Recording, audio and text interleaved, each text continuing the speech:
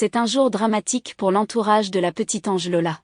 Les deux parents, les frères aînés, et les amis proches de la collégienne de 12 ans, dont le corps sans vie a été retrouvé dans une malle dans le 19e arrondissement de la capitale le 14 octobre 2022, se sont enfin réunis ce 24 octobre 2022 après-midi à 13h45 à l'église de Saint-Omer, dernier monument de l'art gothique du Nord, pour ses funérailles.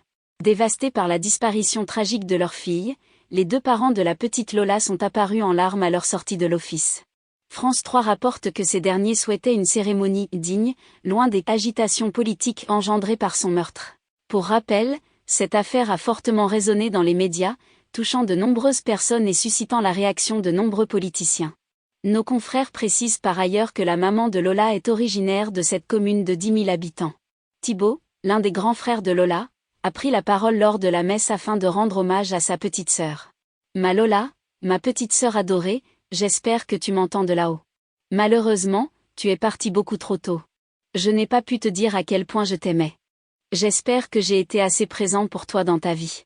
Tu vas nous manquer ?» a-t-il exprimé au micro, la gorge serrée par le chagrin. L'un de ses proches a également fait part de son deuil. « Ton départ aujourd'hui nous dévaste et nous anéantit. Notre chagrin est immense.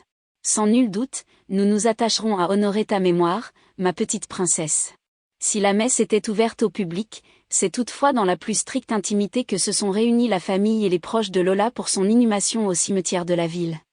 Le cercueil blanc a été transporté jusqu'à la tombe au son de la Gofa Lolita, une chanson que la petite fille appréciait tout particulièrement. France 3 rapporte que le public, venu en nombre à la messe, a quitté l'église sur un air de Georges Brassens. Le ministre de l'Intérieur Gérald Darmanin, invité par la famille, la secrétaire d'État à l'enfance, Charlotte Cobel, ainsi que la députée RN de la circonscription Caroline Parmentier, faisaient aussi partie des personnes présentes.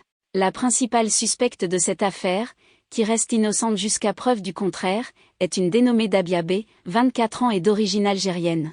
Elle a été appréhendée par les forces de l'ordre au lendemain de la découverte macabre, son physique correspondant à celui de la femme aperçue sur les images de vidéosurveillance.